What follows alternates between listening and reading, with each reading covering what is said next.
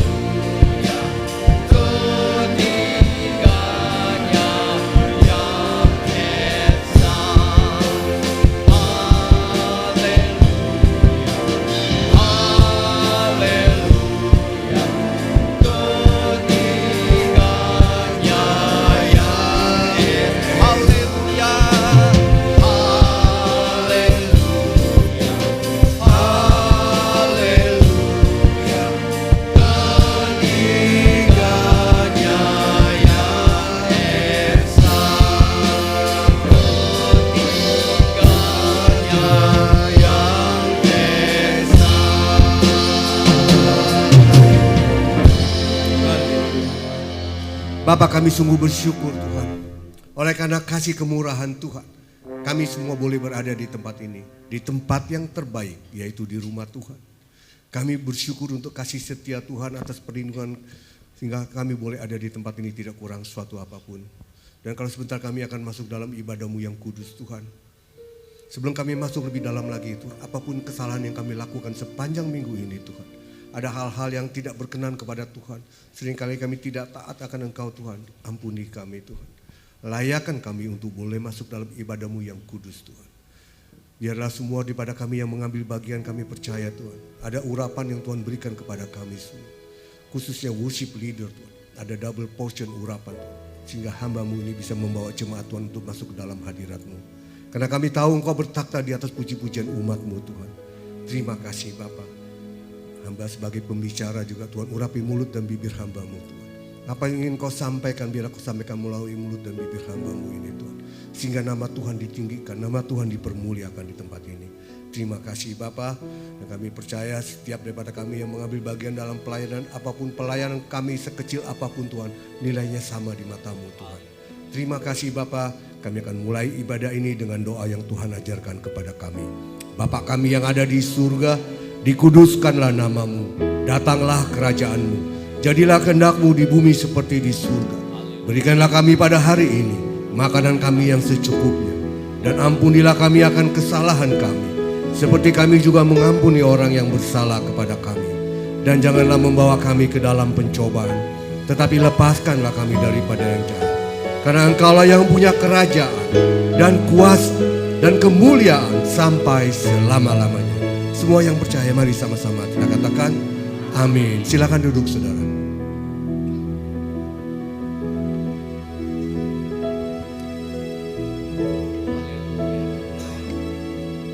Haleluya. Mari kita datang ke hadirat Tuhan pada pagi hari ini.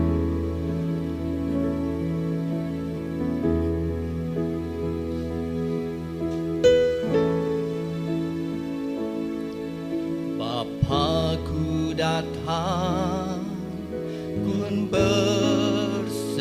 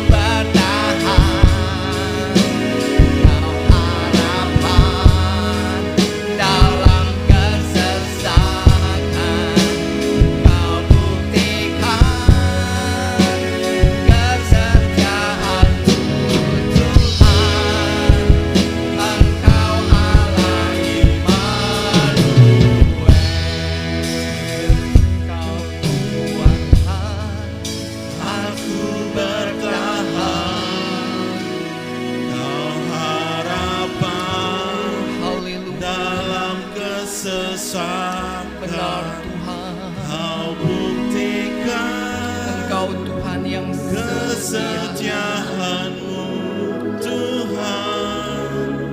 Engkau Allah Immanuel. Katakan kau kuatkan, Kau kuatkan aku bertahan. Kau harapan dalam kesesatan. Kau buktikan kesetiaan-Mu, Tuhan. Engkau Allah Immanuel. Haleluya. Mari kita sembah Tuhan. Kita menaikkan syukur. Kalau kita boleh bertahan sampai hari ini itu semua karena Tuhan. Haleluya, haleluya. Kami menaikkan syukur Tuhan. Oh, thank you Jesus. Thank you, oh Lord Jesus. Haleluya,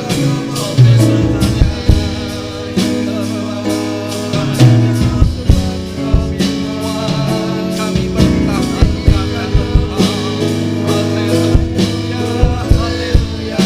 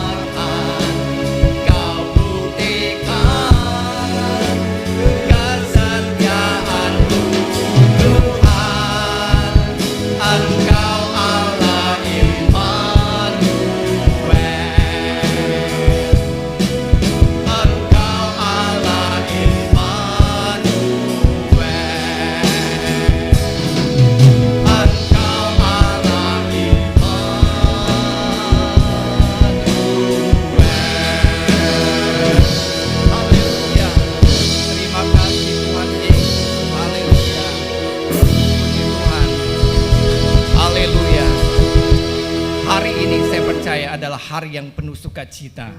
Tadi sebelum ibadah saya lihat semua senyum, tertawa, sukacita. Apalagi buat Tuhan. Haleluya. Kita mau selalu berada di hadirat Tuhan. Kita naikkan pujian bagi Tuhan.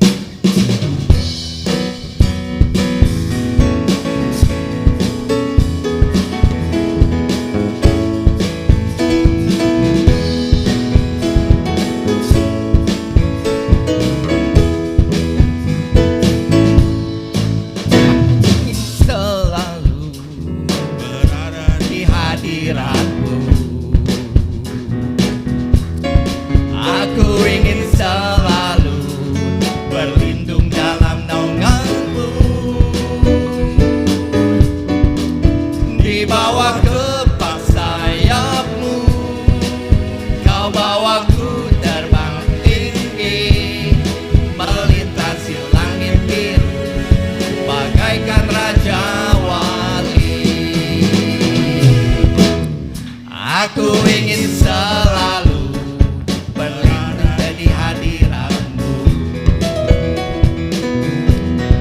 Aku ingin selalu berlindung dalam naungan-Mu.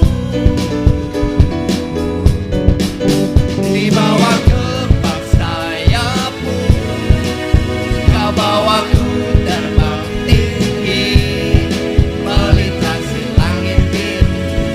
Bagaikan Raja Wali, bagai Raja Wali, bagai Raja Wali, melintasi gunung tinggi, bagai Raja Wali, melintasi badai hidup. Di bawah kepak sayap-Mu, Kau bawaku terbang tinggi, melintasi langit biru, bagaikan Raja Wali, bagai Raja Wali, melintasi gunung tinggi, bagai Raja Wali, melintasi badai hidup. Di bawah kepak sayap-Mu, Kau bawaku terbang tinggi, melintasi langit biru, bagaikan Raja Wali. Satu kali lagi, bagai Raja Wali, bagai Raja Wali, melintasi gunung tinggi, bagai Raja Wali, melintasi badai hidup. Di bawah kepak sayap-Mu, Kau bawaku terbang tinggi, melintasi langit biru, bagaikan Raja Wali, melintasi langit biru, bagaikan Raja Wali, melintasi langit biru, bagaikan Raja Wali. Haleluya. Semua masih sukacita? Amin, haleluya. Sekarang kita mau nyanyi yang lebih bersorak-sorai lagi. Bangkit serukan nama Yesus.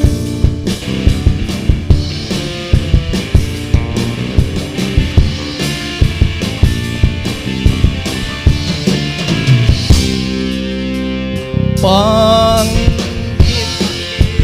Serukan nama Yesus, maju nyatakan kuasa-Nya. Kita Tuhan Indonesia mata,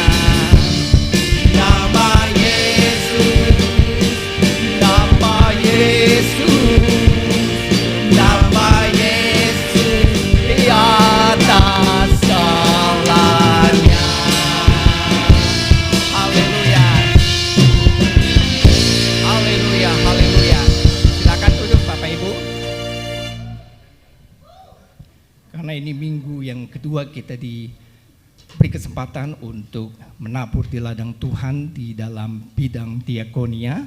Kita akan berikan persembahan. Silakan yang bertugas boleh maju ke depan. Kita mau berdoa terlebih dahulu.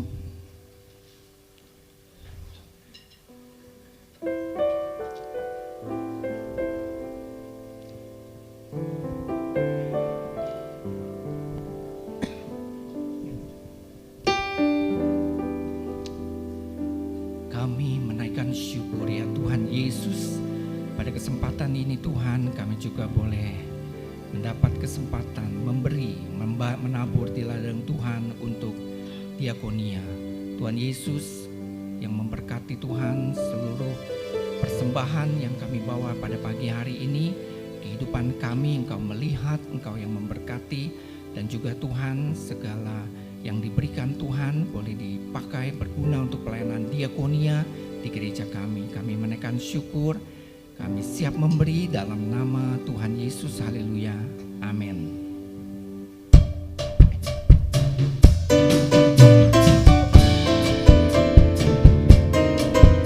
Kita akan menaikkan pujian ini. Ini pujian dikarang oleh Bapak Gembala kita, Pastor yang Ketirta.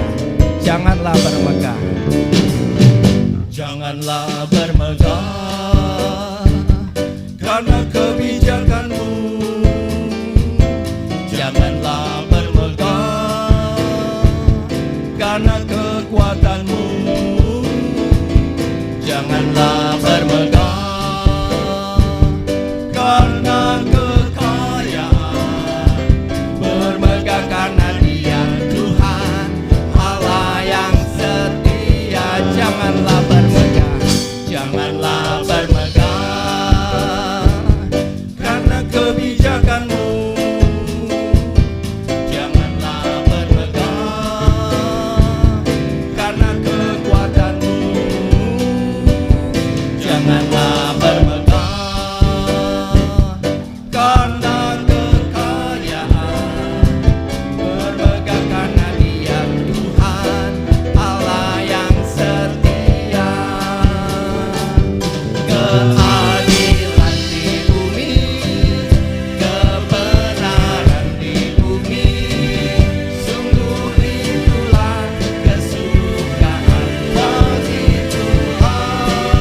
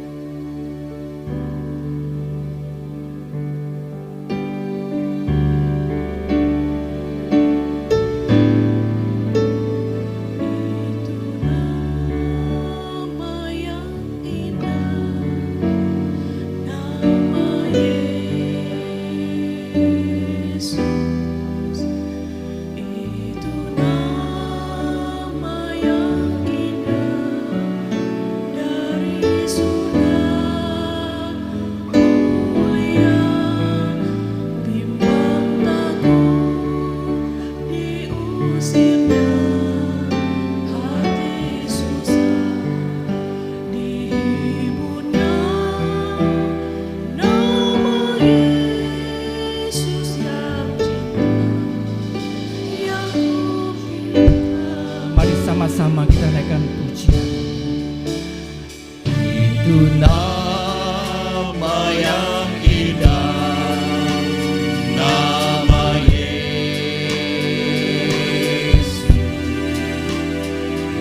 Itu nama yang indah dari surga mulia, bimbang takut diusirnya hati susah dirimunya.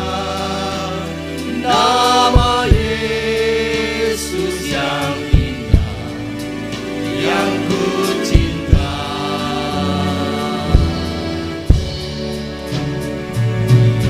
Nama yang indah, nama Yesus. Itu nama yang indah dari surga mulia, bimbang takut diusirnya hati susah diributnya. Nama Yesus yang yang ku cinta. Yang wanita saja naikkan pujian ini.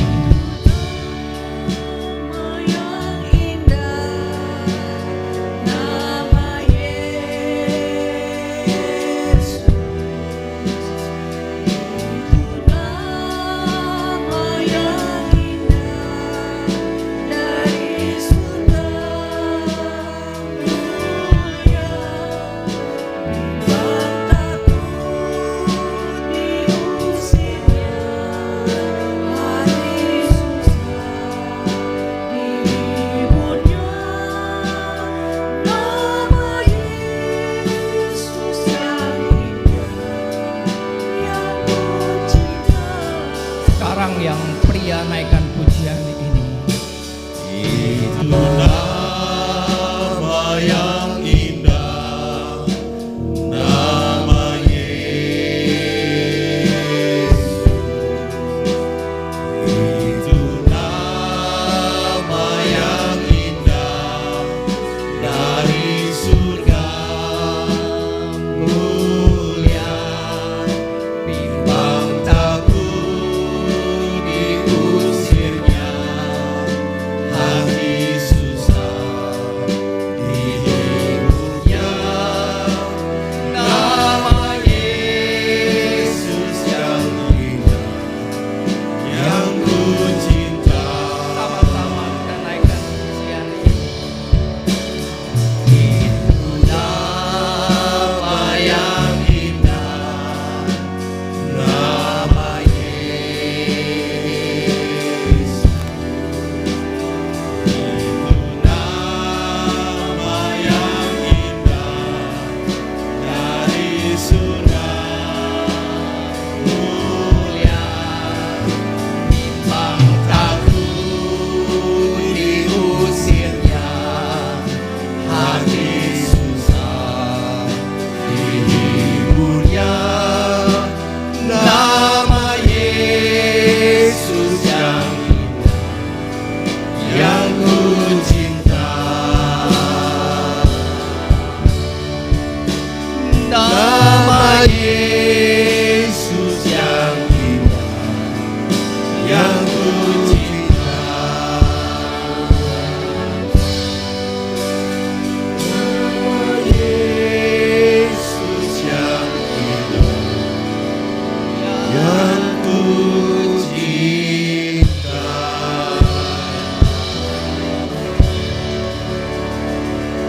Benar Tuhan, hanya Engkau yang terindah dalam hidupku Tuhan. Kami bersyukur punya Allah seperti Engkau Tuhan. Kami bersyukur punya Tuhan yang begitu baik dalam hidup kami Tuhan. Kalau kami ada sampai saat ini, itu bukan karena kuat dan gagah kami Tuhan. Tapi itu semata-mata hanya karena kemurahan dan kebaikan Tuhan. Terima kasih Tuhan.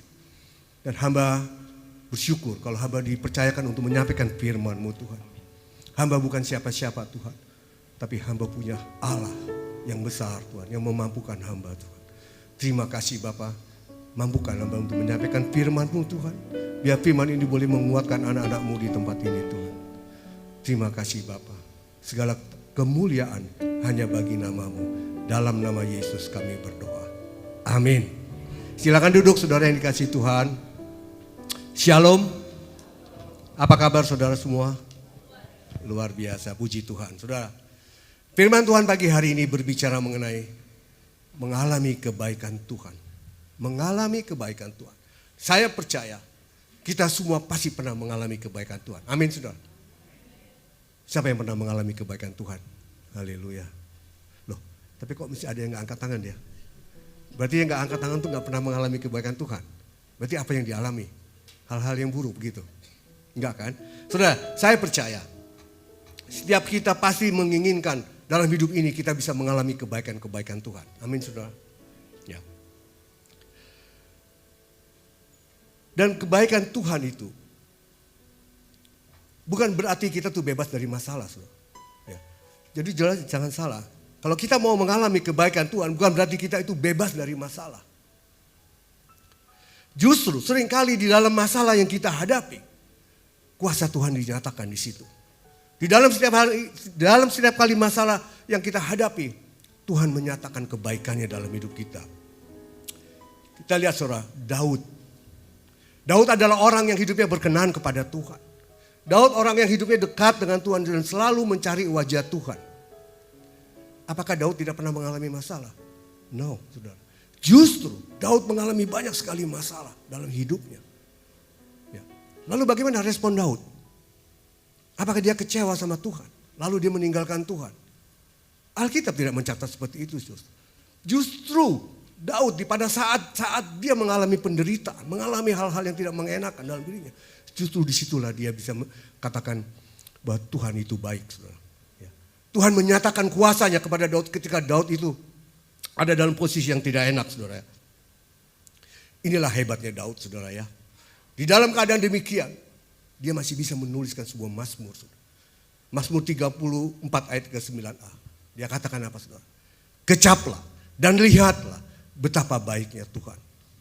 Nah, saudara, artinya setiap hari kita harus bisa mengecap, kita harus bisa melihat, kita harus bisa mengingat, kita harus menghitung, bahkan kita bisa mengenal kebaikan Tuhan yang Tuhan lakukan dalam hidup kita, saudara. Ya. Nah, ketika Daud itu sedang menulis firman itu, saudara, dia bukan dalam keadaan sedang nyaman di dalam istana yang megah, tidak, saudara. Saat itu dia sedang dalam pelarian, dia dikejar-kejar oleh Raja Saul mau dibunuh. Dan pada saat dia menuliskan mazmur ini, dia ada di dalam sebuah gua yang gelap, yang dinamakan Gua Adulam. Itu gua bersejarah sampai sekarang, saudara. Nah, Gua Adulam ini adalah tempat-tempat orang-orang pelarian yang orang-orang berkumpul, orang-orang yang merasa tertekan, orang-orang yang merasa putus asa. Semua pelarian ada berkumpul di situ. Dan waktu itu saat itu ada sekitar 400 orang yang berkumpul di situ. Dan Daud diangkat sebagai kepala di situ. Nah, ketika Daud menuliskan mazmur ini, dia dalam keadaan di ruang gelap, di gua yang gelap, saudara. Dalam keadaan dia sedang menderita, dalam keadaan dia sedang dikejar-kejar. Dia menuliskan mazmur ini, saudara. Nah, tetapi saudara, kita lihat. Semua Tuhan izinkan terjadi pada Daud. Karena apa? Karena Tuhan sedang menyusun suatu rencana yang besar dalam kehidupan Daud. Tuhan telah mempersiapkan Daud. Tuhan mau Daud itu memiliki iman yang kuat, yang kokoh, yang teguh. Tak tergoyahkan ketika dia memimpin bangsa Israel. Ya, kita lihat saudara ya. Daud berada di situ. Berada di dalam tekanan. Tapi justru di dalam tekanan itu dia bisa mengabarkan kabar baik kepada orang-orang yang ada di situ. Memberitakan kepada mereka betapa baiknya Tuhan dan Daud mengenalkan kepada mereka ya siapa tuh Tuhan, saudara. Ya, jadi kita lihat saudara ya. From pressure become revelation. From pressure become revelation artinya dari tekanan akan menjadikan pewahyuan. Jadi Tuhan pakai wahyu, Tuhan pakai Daud saat itu saudara ya. Dalam keadaan tertekan dia bisa mewahyukan tentang Tuhan, saudara. Nah, tapi masalahnya saudara yang dikasih Tuhan. Banyak orang Kristen. Kita tahu bahwa Tuhan itu baik. Saudara tahu bahwa Tuhan itu baik. Tapi apakah kita benar-benar mengalami kebaikan Tuhan? Apakah kita sungguh-sungguh benar-benar mengalami kebaikan Tuhan? Karena seringkali mereka menganggap bahwa Tuhan itu baik ketika doa kita dijawab. Ya, ketika semua sesuatu itu berjalan sesuai dengan keinginan kita. Ketika usaha kita berhasil. Padahal Alkitab jelas mengajarkan kepada kita kebaikan Tuhan itu tidak ditentukan oleh kondisi dan situasi yang keadaan kita saat ini, saudara. Ya, karena pada saat kita mengalami hal-hal yang tidak enak, pada saat itulah Tuhan menopang kita. Tuhan memberi kekuatan kepada kita di tengah air mata yang menetes. Tuhan bukakan pintu-pintu jalan yang tertutup. Tuhan memberikan damai sejahtera ketika kita ada di dalam suasana badai yang menakutkan, saudara. Daud seharusnya merupakan inspirasi buat kita semua, saudara. Bagaimana dia di dalam kesulitan dia diancam. Dia diancam mau dibunuh, hidup tanpa kepastian. Tapi dia bisa menuliskan sebuah mazmur lagi tuh. Dia katakan apa, saudara? Dia tetap percaya dan dia katakan apa? Di Mazmur 27 ayat 13, coba kita lihat. Mazmur 27 ayat 13. Dia katakan, sesungguhnya aku percaya akan melihat kebaikan Tuhan. Ya, lihat saudara. Daud dalam keadaan seperti itu dia bisa berkata, sesungguhnya aku percaya akan melihat kebaikan Tuhan. Coba kita perhatikan. Ketika Daud berkata ini, saudara. Ketika Daud berkata seperti ini, apakah dia sudah melihat kebaikan Tuhan? Belum kan, saudara? Dia katakan, aku akan melihat kebaikan Tuhan. Jadi Daud pada saat dia menuliskan Mazmur ini, dia belum melihat kebaikan Tuhan. Tapi dia katakan apa? Aku percaya, aku akan melihat kebaikan Tuhan. Itu namanya iman sedang bekerja, saudara. Ya, itu namanya iman. Saudara tahu iman adalah dasar dari segala sesuatu yang kita harapkan dan bukti dari segala sesuatu yang belum kita lihat. Itu iman, saudara. Nah, saya mau sedikit bersaksi, saudara ya. Beberapa minggu saya tidak ada bersama-sama saudara karena saya pergi ke Malaysia. Setiap tahun saya check up, saudara ya, general check up. Waktu itu saya pergi ke Kuala Lumpur sama istri saya. Dan ketika kita general check up, lalu saya pikir, nggak ada salahnya saya periksa juga kesehatan jantung saya gitu, saudara ya. Karena waktu itu saya pernah ikut presentasi di sini ada mengenai jantung dari Kuala Lumpur. Sangat menarik, dia bilang, apalagi udah seumur saya, saudara ya. Itu penting, itu harus, saudara ya. Karena di situ dia punya alat yang begitu canggih. Alat itu 98% akurat, saudara. Ya. Jadi ketika saya ada di Kuala Lumpur, saya pikir sekalian coba deh ya. Ternyata, saudara, hasil scanning saya itu namanya angiografi. Ya, hasil scanning saya nggak baik, saudara. Dokter mengatakan bahwa saya harus pasang ring. Karena di sebelah kiri saya ini ada penyumbatan 60-70%. Dan di sebelah kanan ada semacam kalsium atau plak gitu, saudara. Dan itu harus dibor. Saudara, ketika saya mendengar itu, saudara, saya bilang, aduh Tuhan, kok kabarnya nggak mengenakan gitu, saudara ya. Saya berharap kan saya semua aman-aman aja ya. Tapi kenyataannya saya harus pasang ring, saudara. Lalu saya bilang sama dokter, kalau memang itu harus, enggak apa-apa, kerjakan aja, saya bilang gitu ya. Tapi berhubung di Kuala Lumpur itu, saat itu rumah sakitnya itu tidak ada kerjasama dengan saya punya asuransi. Ya. Nah, akhirnya agen asuransi saya menganjurkan saya untuk pindah ke Penang, ya, di rumah sakit Glen Eagle. Nah, di situ mereka ada kerjasama dengan saya punya asuransi. Akhirnya saya pergi ke Penang, saudara. Nah, ketika di Penang saya bertemu dengan dokter spesialis jantung yang ini adalah rekomend dari saya punya agent bahwa ini dokter yang terkenal, banyak orang Indonesia yang memakai dia. Nah, lalu saya konsultasi ke dia, lalu dia lihat hasil saya, dia bilang, "Ya, kamu tuh harus pasang ring satu, ya, dan harus di kateter." Saudara tahu ya, kateter tuh masuk selang dari tangan sini, saudara, terus ke dalam. Nah, saudara, lalu saya bilang oke, kalau memang itu harus terjadi, oke. Lalu saya diperiksa segala macam, darah segala macam, saya tinggal di hospital, saudara. Nah, saudara, waktu saya tinggal di hospital, saya merenung, saudara ya. Tuhan, saya belum melihat kebaikan Tuhan saat itu, saudara. Ya. Yang saya tahu, saya harus pasang ring, saudara ya. Tapi satu hal yang saya bersyukur sama Tuhan. Tuhan, saya selama saya hidup, saudara, saya udah umur 70 tahun, saudara. Selama 70 tahun, saya belum pernah tinggal di rumah sakit, merasakan tempat tidur rumah sakit, saudara. Jadi ini pertama kali saya tidur di rumah sakit. Jadi saya norak, saudara. Saya foto-foto, selfie, saudara ya. Saya kirim ke siapa-siapa ada. Karena pertama kali saya ada di rumah sakit, belum pernah seumur hidup saya, saudara. Ya, saya bersyukur sama Tuhan. Tapi satu hal, saya mendapat kabar yang kurang baik soal ini saya. Tapi saya stay di hospital, ya saudara. Nah, besoknya saya akan diadakan kateter. Nah, saya tuh punya saat teduh sama Tuhan. Saudara. Itu setiap hari saya lakukan. Saat teduh saya itu jam 4 pagi sampai jam 5 pagi. Itu saat teduh saya. Pagi-pagi saya di rumah sakit, saya bangun. Saya berdoa sama Tuhan. Tuhan, saya tahu Tuhan Engkau selalu berikan yang terbaik buat saya. Tapi saya mau tidak ada ring di tubuh saya Tuhan.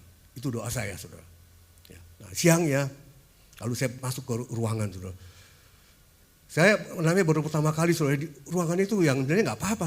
Cuman serem aja gitu ngeliatnya kayak ruangan operasi gitu saudara. Dokternya semua pakai tutup, susternya pakai tutup rapat semuanya. Aduh kok kayak gini ya serem banget gitu. Jadi tensi saya naik saudara. Karena takut, risau. Dokter bilang, Bapak risau ya katanya gitu. Tensi Bapak tinggi katanya. Ya dok pertama kali saya dok lihat ruangan begini, saya maklum lah saya juga jadi terpengaruh saudara.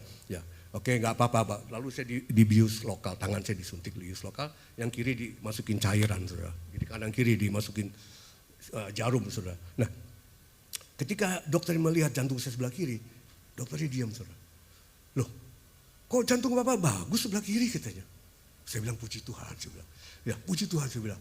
Terus sekarang saya cekin sebelah kanan dia bilang gitu. Lalu dia cek lagi sebelah kanan. Loh sebelah kanan kok juga bagus katanya.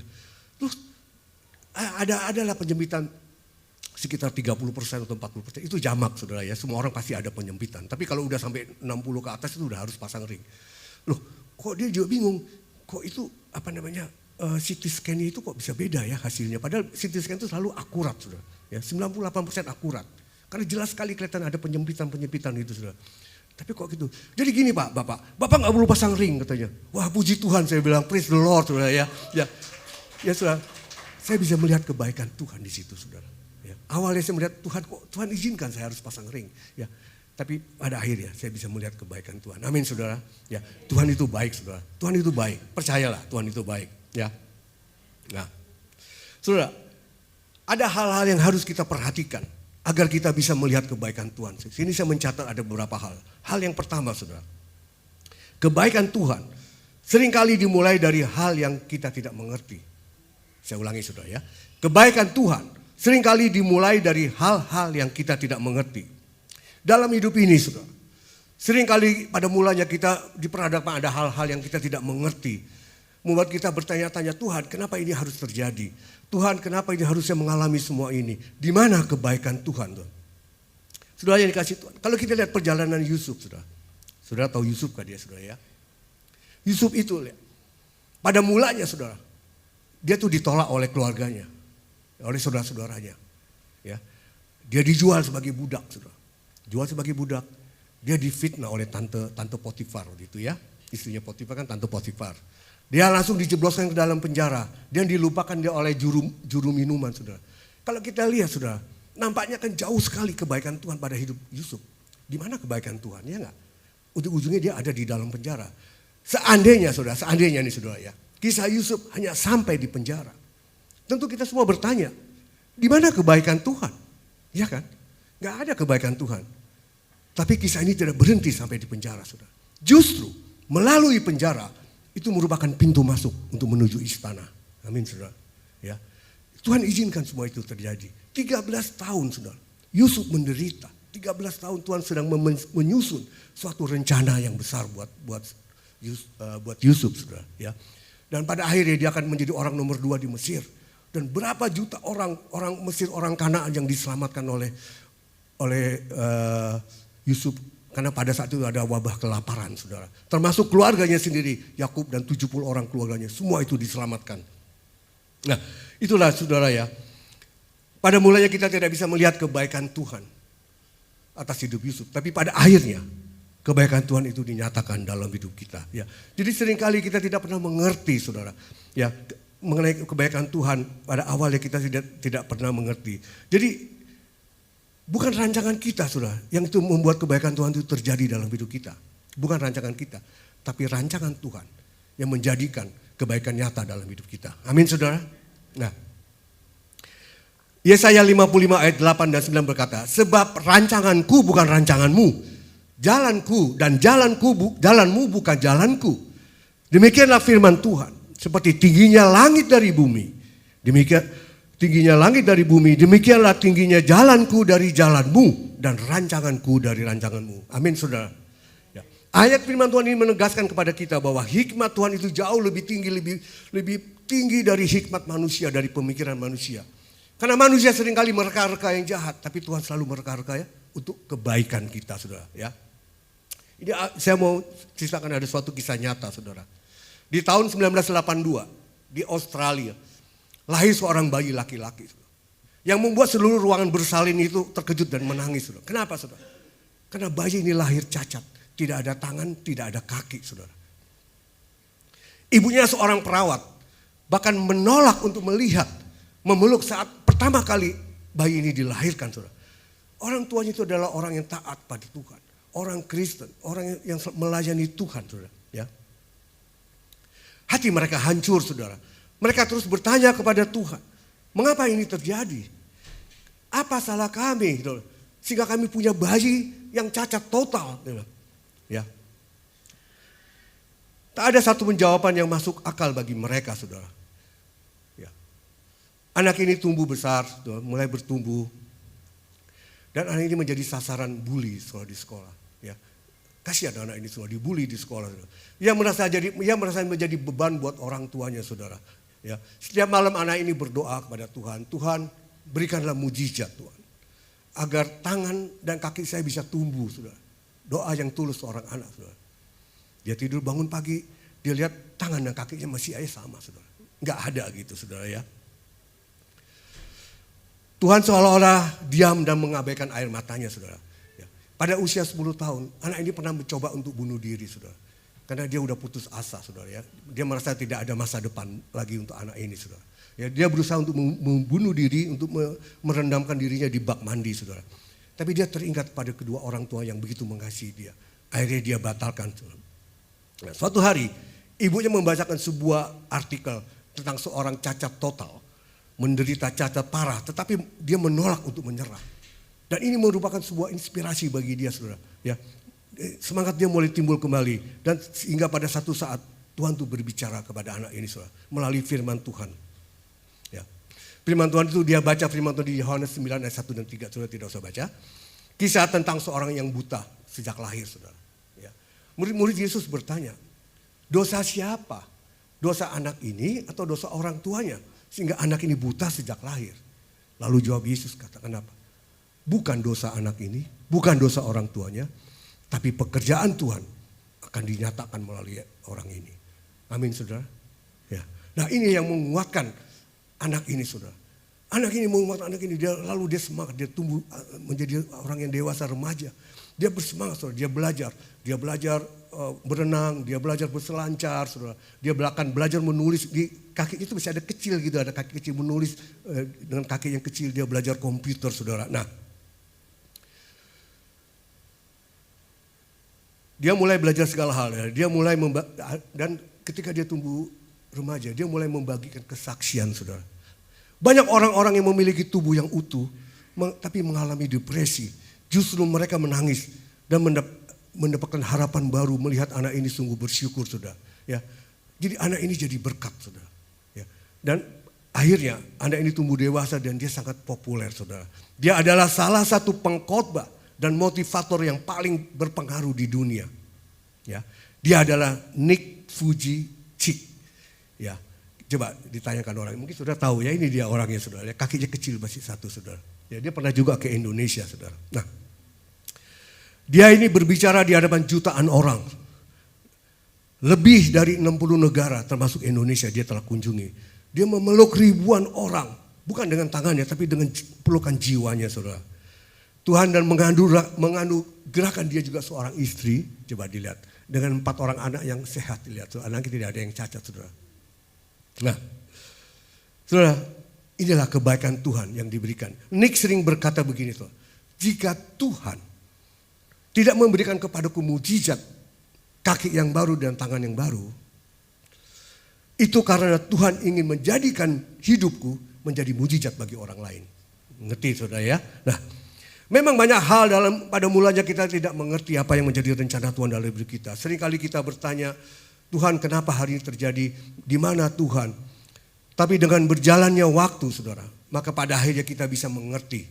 Dan menyadari bahwa justru melalui masalah-masalah yang kita hadapi, disitulah kita bisa melihat kebaikan Tuhan. Sehingga pada akhirnya kita bisa berkata seperti Daud berkata, kecaplah dan lihatlah betapa baiknya Tuhan kita. Kita nyanyi saudara ya, kecaplah dan lihatlah.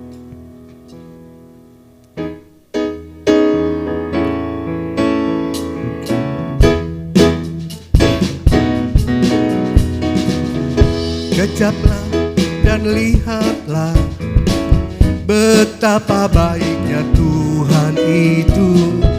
Rasakan dan nikmati kasih setia Tuhan. Kecaplah dan lihatlah betapa baiknya Tuhan itu. Rasakan dan nikmati kasih setia Tuhan. Syukur bagimu Tuhan, segala hormat bagimu Tuhan, Allah yang mengasihiku, Allah yang memeliharaku selamanya.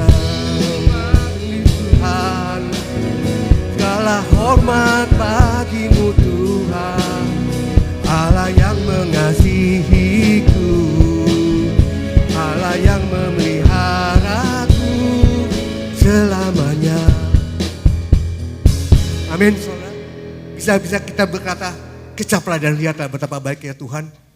Amin. Walaupun kita dalam keadaan yang kurang menyenangkan, walaupun kita dalam keadaan menderita sekalipun, walaupun kita dalam keadaan badai, kita harus tetap berkata seperti Daud berkata, kecaplah dan lihatlah betapa baiknya Tuhan. Amin saudara ya. Yang kedua saudara, kebaikan Tuhan seringkali tidak mengubah keadaan terlebih dahulu, tapi Tuhan menguatkan hati kita. Saya ulangi saudara ya, kebaikan Tuhan seringkali tidak mengubah keadaan terlebih dahulu, tapi Tuhan menguatkan hati kita. Memang seringkali Tuhan tidak langsung mengubah atau mengangkat masalah yang kita hadapi ya. Tapi apa yang Tuhan lakukan? Tuhan mengubah dulu hati kita. Tuhan mengubah dulu hati saudara dan saya. Dengan apa? Dengan memberi kekuatan kepada kita untuk bisa melewati segala masalah yang kita hadapi. Ya. Kalau Tuhan membiarkan kita ada di dalam badai, di dalam masalah, bukan berarti Tuhan sedang menghukum kita. Ya. Bukan Tuhan berarti sedang menghukum saudara dan saya. Tapi untuk membentuk karakter kita, iman kita. Ya, sehingga kita memiliki iman yang kokoh, yang kuat, yang tangguh, yang tidak tergoyahkan. Dan Tuhan mau kita terus bersandar kepada Tuhan. Ya. Saudara yang dikasih Tuhan, pencobaan apapun yang kita alami, Tuhan tahu itu tidak akan melebihi batas kemampuan kita. Karena masing-masing kita itu memiliki kemampuan. Tuhan tahu masing-masing kemampuan kita. Ya. Kemampuan saudara, kemampuan saya itu berbeda. Nggak ada yang sama, Tuhan tahu. Nah, oleh karena itu setiap cobaan yang diizinkan Tuhan tidak pernah melebihi kekuatan kita. Dan pada saat dicobai, Dia berikan kekuatan kepada kita untuk kita bisa melewati semua itu. Itulah sebabnya Tuhan tidak mengubah keadaan terlebih dahulu, tapi Tuhan mengubah hati kita terlebih dahulu. Sehingga kita kuat untuk menghadapi setiap masalah yang kita hadapi. 1 Korintus 10 ayat 13 dikatakan di sini. Pencobaan-pencobaan yang kamu alami ialah pencobaan biasa yang tidak melebihi kekuatan manusia. Sebab Allah setia. Dan karena itu Ia tidak akan membiarkan kamu dicobai melampaui kekuatanmu. Pada waktu kamu dicobai, Ia akan memberikan kepada kita jalan keluar sehingga kamu dapat menanggungnya. Ayat firman Tuhan ini mengingatkan kepada kita saudara, bahwa setiap ujian, setiap cobaan yang kita hadapi itu adalah hal yang wajar dan manusiawi. Tuhan adalah Allah yang setia. Dia tidak akan membiarkan kita menanggung beban di luar batas kemampuan kita. Dia berjanji dan memberikan jalan keluar apapun masalah yang kita hadapi. Saudara, Paulus pernah meminta kepada Tuhan sebanyak 3 kali agar duri yang ada di dalam dagingnya diangkat oleh Tuhan. Kita tahu ya, nanti itu ya. Nah, duri dalam daging Paulus apa itu saudara? Saudara tahu gak apa itu duri dalam maksudnya? Itu kelemahan fisik. Paulus mengalami kelemahan fisik ya. Ya, mungkin kita menafsirkan ahli-ahli filsafat menafsirkan bahwa itu mengenai ada pengaruh dengan penglihatan Paulus, saudara ya. Karena sudah tahu kan dia pernah buta tiga hari. Gitu. Dia melihat sinar yang sangat terang, ya kan? Terus habis itu dia buta 3 hari. Mungkin ini efek dari itu, saudara ya. Di dalam Galatia 6 ayat 11 pun juga dijelaskan di situ. Ketika itu di akhir suratnya Paulus menulis surat dengan huruf yang sangat besar, ya, sangat besar. Kenapa? Karena dia mengalami kesulitan dengan huruf yang sangat kecil. Di dalam Galatia 4 ayat 15 pun, ya, dia menuliskan ada jemaat di Galatia yang rela menjungkilkan matanya untuk diberikan kepada Paulus, kalau itu memungkinkan, ya. Jadi dari hal-hal ini, maka indikasi duri dalam daging Paulus itu adalah kelemahan matanya itu, saudara, penglihatannya itu, ya. Karena zaman dulu belum ada kacamata, saudara ya. Sekarang udah ada kacamata kan? Ya, dulu ada bola kaca sih, ada bola kaca. Ya. Dan kacamata ini baru ditemui di abad ke-13 di Italia tahun 1280, sekitar tahun 1280, saudara. Ya. Nah, jadi Paulus saat itu mengalami kesulitan dengan penglihatannya. Nah, dia minta kepada Tuhan sebanyak 3 kali agar Tuhan mengangkat duri dalam dagingnya. Kira-kira Tuhan angkat enggak? Enggak kan, saudara. Tuhan tidak mengangkat, saudara. Ya. Tuhan katakan apa kepada Paulus di dalam 2 Korintus 12 ayat 9. Tetapi jawab Tuhan kepadaku, cukuplah kasih karuniaku bagimu, sebab justru dalam kelemahan kuasaku menjadi sempurna, saudara. Jadi walaupun Tuhan tidak mengubah keadaan Paulus, tapi Tuhan mengubah hati Paulus dengan memberi kekuatan yang cukup pada Paulus untuk melewati setiap masalah. Ya, karena melalui kelemahan yang Paulus miliki, itu membuat dia menjadi kuat. Karena dia akan terus bergantung kepada Tuhan. Dan menyadari bahwa dirinya memiliki keterbatasan, memiliki kelemahan. Karena ketika kita menyadari kita lemah, maka disitulah kasih karunia dan kuasa Tuhan itu nyata dalam hidup kita. Amin, saudara. Ya, 2 Korintus 12 ayat 10 mengatakan, sebab jika aku lemah, maka aku kuat. Artinya bukan kelemahan kita yang membuat kita kuat, saudara. Tetapi di dalam kelemahan kita, kuasa Tuhan itu dinyatakan, saudara. Amin. Ya. Karena selama orang merasa kuat, maka ia cenderung akan mengandalkan kekuatannya sendiri.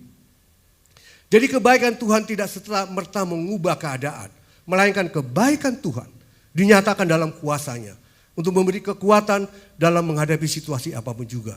Karena kasih karunia Tuhan itu jauh lebih besar dari masalah-masalah yang kita hadapi. Amin, saudara. Oleh karena itu Tuhan kata kepada kita, jangan takut. Firman Tuhan menguatkan kita di dalam Yesaya 41 ayat 10. Coba kita baca. Yesaya 41 ayat 10. Firman-Nya, janganlah takut sebab aku menyertai engkau. Janganlah bimbang sebab aku ini Allahmu. Aku akan meneguhkan, bahkan akan menolong engkau. Aku akan memegang engkau dengan tangan kananku yang membawa kemenangan, saudara. Amin, saudara. Ya, saudara, ada sebuah cerita, saudara. Ada seorang pria umur 80 tahun. Setiap hari dia datang ke rumah jompo hanya untuk menemui istrinya yang sudah bertahun-tahun sakit di rumah jompo itu karena istrinya tuh punya penyakit, dia nggak mengenali siapa-siapa lagi. Bahkan suami sendiri pun dia nggak bisa mengenali, saudara. Tapi suaminya ini tetap setiap hari dia datang, dia duduk di samping ranjang istrinya, dia pegang tangannya, dia bacakan kitab Mazmur, dan dia cium dahinya lalu dia pulang. Dan dia lakukan itu setiap hari di jam yang sama, saudara. Nah, suster itu suatu hari suster berkata kepada bapak ini, Pak, saya lihat bapak setiap hari datang mengunjungi ibu. Beliau itu kan sudah tidak mengenali siapa-siapa lagi, Pak. Ketika bapak berbicara kepada istri bapak, dia pun juga nggak tahu siapa yang bicara, dia juga nggak ambil perhatian karena dia nggak kenali lagi siapa suaminya, saudara. Ya, tapi bapak masih terus tetap datang, saudara. Lalu apa jawab bapak itu, saudara? Dia katakan begini, saudara. Memang dia tidak tahu siapa saya, tapi saya masih tahu siapa dia, saudara. Saya tidak akan pernah berhenti untuk mengasihi dia. Dan saya tidak akan pernah berhenti untuk mendatangi dia setiap hari. Perawat itu menangis mendengar jawaban dari bapak itu. Saudara, jawaban bapak itu mengingatkan kita kepada kebaikan Tuhan kepada kita, saudara. Ya. Seringkali kita bertanya di mana Tuhan. Kenapa Tuhan meninggalkan kita? Saudara yang dikasih Tuhan. Tuhan tidak pernah sekali-sekali meninggalkan orang yang dikasihinya. Kita semua ini adalah kekasih-kekasih Allah. Ya, apapun pergumulan kita, Tuhan tidak pernah meninggalkan kita. Percayalah saudara ya. Namun sebenarnya bukan Tuhan yang meninggalkan kita saudara. Tapi seringkali kita tidak menyadari kehadiran Tuhan di dalam pergumulan kita. Kenapa saudara? Karena kita fokus kita, mata kita hanya tertuju kepada keadaan yang belum berubah. Jadi kita tidak menyadari bahwa Tuhan sebenarnya hadir di dalam pergumulan kita saudara. Nah, Tuhan tidak pernah berhenti untuk mengasihi kita. Tuhan tetap datang setiap hari. Dia tetap memegang tangan kita. Dia tetap memberi kekuatan kepada kita. Dia tetap setia. Walaupun kita tidak setia. Karena kebaikan Tuhan tidak selalu dinyatakan dengan menghilangkan penderitaan atau mengangkat masalah yang kita hadapi. Tetapi kebaikan Tuhan dinyatakan melalui kuasanya, melalui kasihnya. Yaitu memberi kekuatan agar kita bisa melewati segala sesuatunya. Demikianlah yang Tuhan lakukan juga kepada Paulus. Tuhan tidak mengangkat duri dalam dagingnya. Tapi dia terus menopang Paulus dengan kasih karunia-Nya. Karena bagi Tuhan, kasih karunia Tuhan sudah cukup untuk membuat Paulus menyelesaikan tugas panggilannya, saudara. Itu yang kedua. Dan yang ketiga, saudara. Kebaikan Tuhan dengan mengampuni dosa kita. Ya. Kebaikan Tuhan dengan mengampuni dosa. Inilah kebaikan Tuhan yang paling terbesar yang Tuhan berikan kepada kita, saudara. Pengampunan dosa, saudara. Melalui apa? Melalui pengorbanan dia di atas kayu salib. Karena tanpa pengampunan dosa, maka kita semua masih hidup dalam dosa. Dan kita pasti akan menuju maut, saudara. Dan kita akan terpisah dengan Allah untuk selama-lamanya. Dan kita tahu bahwa dosa itu pasti memiliki konsekuensinya. Setiap dosa pasti memiliki konsekuensinya. Artinya manusia berdosa harus menerima hukumannya. Namun karena kebaikan Tuhan, dosa yang seharusnya kita yang harus memikul, diambil alih oleh Tuhan. Ya. Akhirnya dia yang memikul dosa kita. Ya. Dia menjadi berdosa karena kita. Karena dia menanggung dosa kita di atas kayu salib. 2 Korintus 5 ayat 21 dikatakan. Dia yang tidak mengenal dosa telah dibuatnya menjadi dosa karena kita. Saudara, ada seorang hakim. Ya. Dia menjatuhkan sebuah keputusan yaitu denda yang besar kepada seorang terdakwa. Saudara. Ketika vonis dijatuhkan dan Paulus sudah diketok, hakim ini tiba-tiba dia turun dari kursinya, dia buka dompetnya, dia membayar denda yang dia putuskan itu, saudara. Ya, sehingga terdakwa ini menjadi terbebas. Ya, saudara, dalam hal ini hakim itu tidak melanggar hukum, dia tetap menegakkan keadilan, ya kan? Dia tetap dihukum, didenda. Ya, di satu sisi dia menyatakan kebaikannya, saudara. Dia membayar denda itu sehingga orang itu terbebas dari dosa. Demikianlah dengan Tuhan kita, saudara. Ya. Seharusnya kita yang menanggung dosa kita, saudara. Tapi Tuhan ambil alih. Dia menanggung hukuman yang harusnya kita terima, saudara. Ya. Dia mengambil alih di atas kayu salib dengan darahnya. Semua dosa kita sudah dibayar lunas. Amin, saudara. Nah, agar kita semua terbebas dari dosa. Keadilan ditegakkan oleh Yesus, tapi kebaikan juga dinyatakan dalam hidup kita. Inilah kebaikan yang terbesar yang Tuhan berikan kepada kita. Lalu kenapa Tuhan mau melakukan semua itu? Kenapa Tuhan mau melakukan semua itu? Jawabannya ada di Yohanes 3 ayat 16. Karena begitu besar kasih Allah akan dunia ini. Ya. Sehingga ia telah mengaruniakan anaknya yang tunggal. Dan setiap orang yang percaya tidak binasa. Melainkan apa? Peroleh hidup yang kekal. Ya, karena kerinduan Tuhan mau tidak ada satu manusia pun yang terhilang. Itu kerinduan Tuhan untuk manusia. Saudara, ada seorang anak laki-laki kecil, saudara ya. Tanpa sengaja dia menjatuhkan vas bunga ibunya. Vas bunga itu vas bunga kesayangan ibunya, saudara. Dan vas bunga itu hancur pecah. Lalu dia kumpulkan, dia umpetin gitu, saudara. Dia nggak mau bilang sama ibunya kalau dia yang mecahin, karena dia takut, saudara ya. Nah, berhari-hari dia tuh menghindar dari ibunya. Ya, nggak berani menatap wajah ibunya. Dan biasanya dia makan bersama, suka bercakap-cakap. Ini kali dia nggak mau makan bersama-sama ibunya. Dan dia juga nggak bercakap-cakap dengan ibunya. Sampai pada satu saat dia nggak tahan lagi, dia menangis. Lalu dia berdatangi ibunya, dia berkata, "Ibu, aku memecahkan vas bunga ibu." Dia bilang gitu. Ya, aku minta maaf ibu. Lalu apa yang dilakukan ibunya? Dia memeluk anak ini, saudara. Anak ini dipeluk oleh ibunya. Dia bilang, vas bunga itu memang kesayangan ibu. Memang ibu sedih. Tetapi yang paling menyedihkan lagi, ketika engkau menghindar daripada aku dalam beberapa hari ini. Ya. Karena vas bunga itu bisa dibeli. Ya. Vas bunga itu bisa dibeli. Tapi aku tidak mau kehilangan engkau, katanya. Ya, saudara yang dikasih Tuhan. Inilah gambaran hati Tuhan kepada kita, saudara. Ya. Inilah gambaran hati Tuhan kepada kita. Dosa itu memang serius, saudara. Tapi kerinduan Tuhan agar kita mau kembali kepadanya. Pengampunan yang dia berikan bukan sekedar menghapus kesalahan kita, melainkan juga memulihkan hubungan yang telah rusak. Ya. Sebagai penutup, saudara, ya, ada sebuah cerita lagi. Ada seorang ayah memiliki seorang anak laki-laki yang sangat dikasihinya. Anak ini tumbuh menjadi remaja. Tapi sayang ya, anak ini memiliki pergaulan yang kurang baik. Nah, ini hati-hati, saudara, ya. Kalau kita punya anak remaja, harus dijaga, saudara. Karena dalam 1 Korintus 15 ayat 3 dikatakan apa? Pergaulan yang buruk merusakkan kebiasaan yang baik. Anak ini bergaul dengan orang-orang, anak-anak yang tidak baik. Sehingga mempengaruhi dia, sehingga dia sering kali berbohong pada orang tuanya. Bahkan dia berani mencuri uang ayahnya, saudara. Suatu ketika anak ini meninggalkan rumah itu.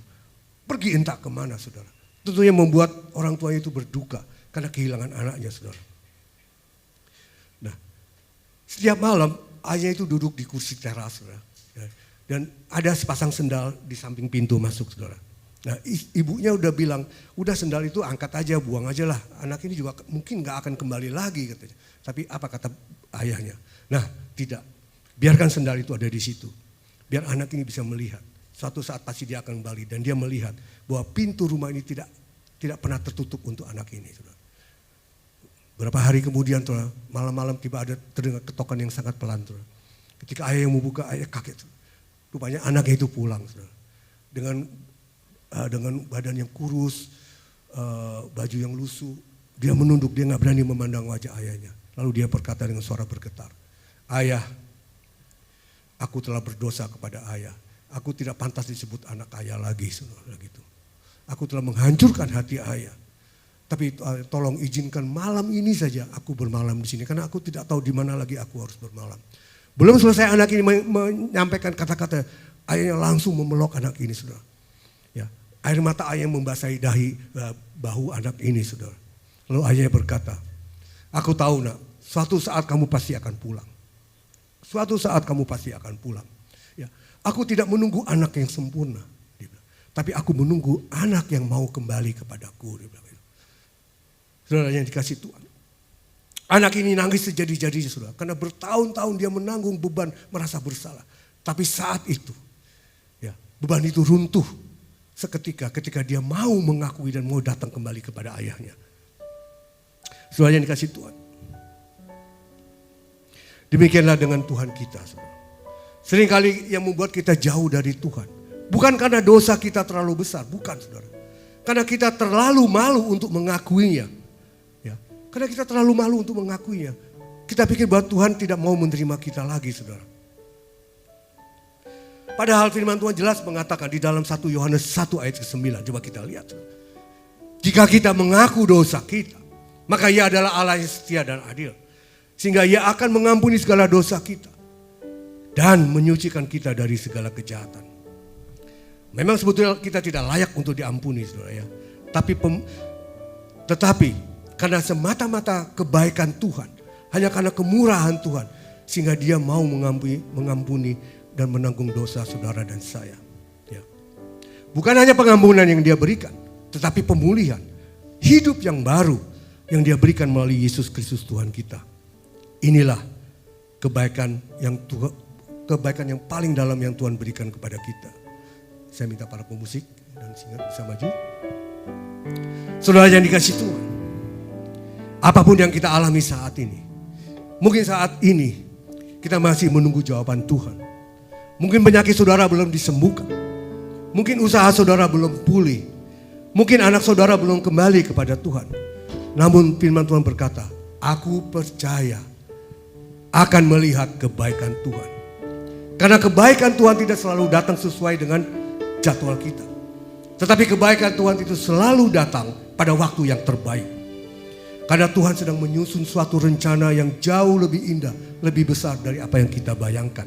Oleh karena itu, saudara yang dikasih Tuhan, Mulai hari ini, pilihlah untuk kita tetap percaya kepada Tuhan dan terus berharap kepadanya. Sebab Dia adalah Allah yang setia. Dia tidak pernah berubah dahulu, sekarang, dan sampai selama-lamanya. Serahkanlah semuanya kepada Tuhan dan percayalah Dia pasti akan bertindak. Karena di balik setiap masalah yang kita hadapi, percayalah pasti ada kebaikan dan kemurahan Tuhan. Amin, saudara. Sehingga pada akhirnya kita dapat berkata seperti Daud berkata, kecaplah dan lihatlah betapa baiknya Tuhan kita. Bisa saudara berkata seperti itu? Coba kita ulangi. Kecaplah dan lihatlah betapa baiknya Tuhan kita. Amin, saudara. Silakan berdiri, saudara, ya.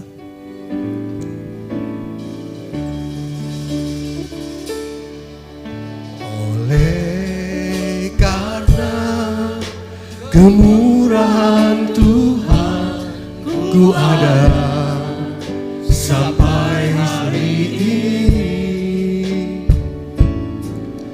Oleh karena kebaikan Tuhan, janji-Mu terjadi bagiku. Oleh karena kemurahan Tuhan, ku ada sampai saat ini. Oleh karena kebaikan Tuhan, janji-Mu terjadi bagiku. Ku sembah Kau Tuhan, ku mengangkat tanganku, selamanya Kau ajaib bagiku. Ku sembah Kau Tuhan, ku mengangkat wajahku, selamanya Kau hebat bagiku. Sembah Kau Tuhan, ku mengangkat wajahku, selamanya Kau ajaib bagiku. Sembah Kau Tuhan, ku mengangkat wajahku, selamanya Kau hebat bagiku. Kita ulangi lagi, saudara, ya. Oleh karena kemurahan Tuhan, ku ada sampai hari ini. Oleh karena kebaikan Tuhan, janji-Mu terjadi bagiku. Sembah Kau Tuhan, ku mengangkat tanganku, selamanya Kau ajaib bagiku. Sembah Kau Tuhan, ku mengangkat wajahku, selamanya Kau hebat bagiku. Aku percaya berkat-Mu atasku melimpah, kebaikan kemurahan selalu mengikutiku. Ku puji, ku sembah Kau Tuhan. Aku percaya, aku percaya berkat-Mu atasku melimpah, kebaikan kemurahan selalu mengikutiku.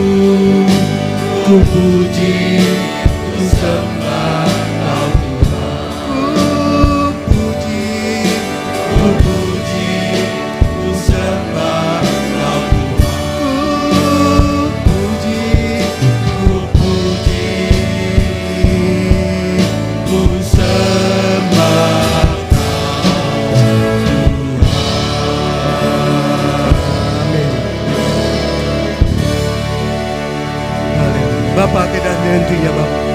Kami memuji dan memuliakan nama-Mu Tuhan. Karena Engkau layak untuk menerima segala hormat pujian dari anak-anak-Mu Tuhan. Kami bersyukur untuk firman-Mu Tuhan. Yang mengingatkan kami itu betapa baik yang Engkau Tuhan. Betapa baik yang Engkau Tuhan, walaupun kami mengalami hal-hal yang tidak menyenangkan hati kami. Walaupun kami sekalipun kami ada di dalam badai Tuhan. Tapi kami percaya tangan Tuhan tidak pernah lepas daripada kami. Engkau selalu ada di saat-saat kami dalam keadaan sulit sekalipun Tuhan. Engkau menopang kami Tuhan. Engkau memberi kami kekuatan sehingga kami dapat melewati semua itu. Itulah kebaikan yang Tuhan berikan kepada kami Tuhan. Seringkali Tuhan Engkau tidak mengangkat masalah yang kami hadapi. Seringkali Engkau tidak mengubah keadaan Tuhan. Tapi Engkau mengubah hati kami. Memberi kekuatan kepada kami sehingga kami mampu melakukan segala perkara Tuhan. Karena kami tahu di dalam Tuhan kami akan memperoleh kemenangan Tuhan. Karena Tuhan begitu baik dalam hidup kami. Terima kasih untuk firman-Mu Tuhan. Meteraikan firman-Mu ini. Sehingga boleh menjadi kekuatan bagi anak-anak-Mu di tempat ini. Sehingga kami boleh terus menghadapi kehidupan yang penuh dengan tantangan ini Tuhan. Tapi kami tidak akan goyah. Karena Tuhan selalu bersama dengan kami. Tuhan tidak pernah meninggalkan kami. Tuhan selalu berada di sisi kami. Tuhan selalu memegang tangan kami. Dan membawa kami kemenangan demi kemenangan. Terima kasih Bapak. Dalam nama Yesus kami bersyukur dan mengucap syukur. Semua yang percaya, mari sama-sama kita katakan amin. Silakan duduk saudara. Puji Tuhan, kita sudah diberkati dengan firman Tuhan. Terima kasih untuk pelayanan yang diberikan oleh Bapak Gembala, Pastor Yang Ketirta. Kita ada persembahan pujian dari pelayanan Youth GBI Glow. Mari saya mengundang adik-adik dari Youth, boleh silakan maju ke depan. Haleluya, kiranya pujian yang dipersembahkan boleh memberkati kita semua.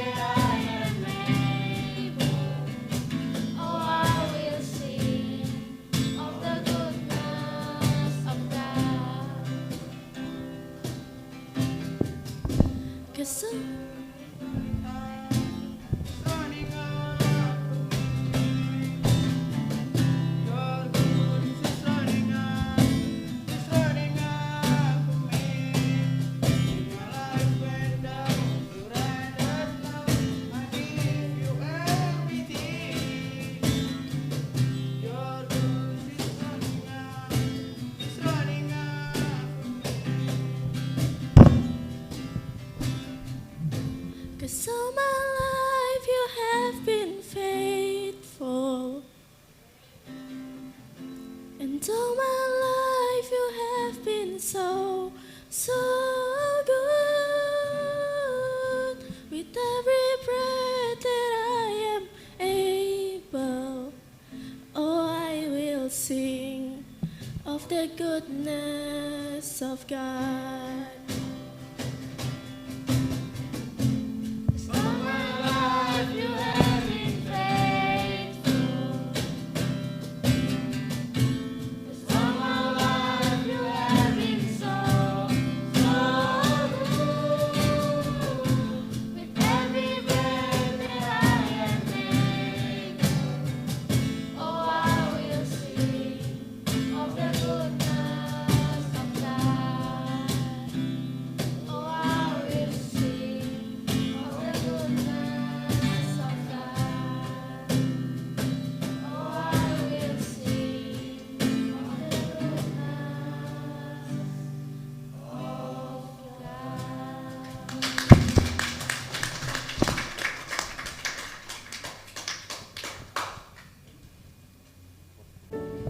Mari saudara kita bangkit berdiri, kita akan mengakhiri ibadah kita. Bapak, kembali kami mengucap syukur Tuhan. Oleh karena kasih kemurahan Tuhan, oleh karena kebaikan Tuhan, karena Engkau ada di tengah kami hari ini Tuhan. Maka ibadah boleh berjalan dengan tertib dan penuh sukacita. Khususnya firman yang telah ditaburkan Tuhan, kami percaya setiap kata-kata firman Tuhan itu tidak akan kembali dengan sia-sia Tuhan. Firman itu akan melaksanakan apa yang menjadi perintah Tuhan, apa yang menjadi tugas Tuhan. Kami bersyukur punya Allah seperti Engkau Tuhan. Allah yang sekali-kali tidak pernah meninggalkan anak-anak-Mu Tuhan. Allah yang selalu ada di dalam setiap pergumulan kami. Ya, walaupun pergumulan kami belum juga diangkat atau masih ada di dalam kehidupan kami, tapi kami percaya Tuhan mengubah hati kami, memberi kekuatan sehingga kami bisa melewati segala sesuatunya. Terima kasih Bapak untuk kasih setia-Mu Tuhan. Dan kami percaya setiap jemaat Tuhan yang hadir pada pagi hari ini mereka mendapat berkat Tuhan. Mereka pulang, mereka mendapat berkat kasih Tuhan menyertai mereka. Tuhan melindungi mereka, menjauhkan dari segala mara bahaya apapun juga. Niat-niat orang jahat Tuhan jauhkan daripada mereka. Tuhan berikan mereka kasih karunia, damai sejahtera. Dan Tuhan berkati mereka, Tuhan jauhkan dari segala sakit, penyakit apapun juga. Tuhan jauhkan dalam kehidupan mereka. Sehingga mereka boleh kembali beribadah di tempat ini dengan penuh sukacita dan ucapan syukur dalam hidup mereka. Terima kasih Bapak, saudara yang dikasih Tuhan. Mari kita angkat kedua tangan kita untuk menerima berkat Tuhan. Dan saudara katakan amin, maka ini akan terjadi dalam hidupmu. Diberkatilah keluargamu, diberkatilah kesehatanmu, diberkatilah apa yang kau kerjakan, dan diberkatilah engkau yang mengasihi Tuhan lebih dari segalanya. Saudara, kita tahu betapa baiknya Tuhan, saudara. Betapa baiknya Tuhan dalam hidup kita. Oleh karena itu saudara, jangan kecewakan hati Tuhan. Marilah kita hidup takut akan Tuhan. Jangan menyimpang ke kanan ataupun ke kiri. Sehingga kemanapun kau pergi, hidupmu akan beruntung. Karena Tuhanlah yang akan membela-Mu. Tuhanlah yang akan senantiasa menolongmu, melindungimu. Tuhan akan membuat engkau menjadi kepala dan bukan ekor. Dan engkau akan terus naik, tidak akan turun. Dan apapun yang kau kerjakan, hanya Tuhan yang buat berhasil. Oleh karena itu saudara, pulanglah.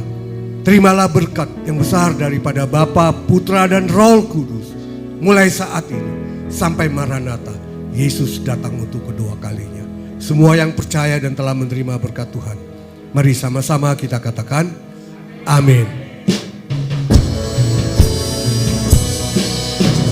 Aku percaya berkat-Mu atasku melimpah, kebajikan kemurahan selalu mengikutiku. Ku puji, ku sembah Kau Tuhan. Aku percaya berkat-Mu atasku melimpah, kebajikan kemurahan selalu mengikutiku.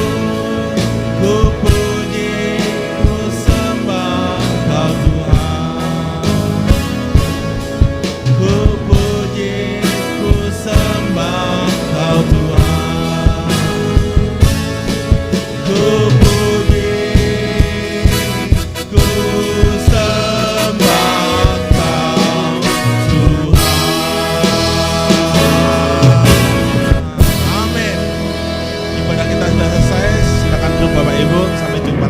ibadah minggu depan.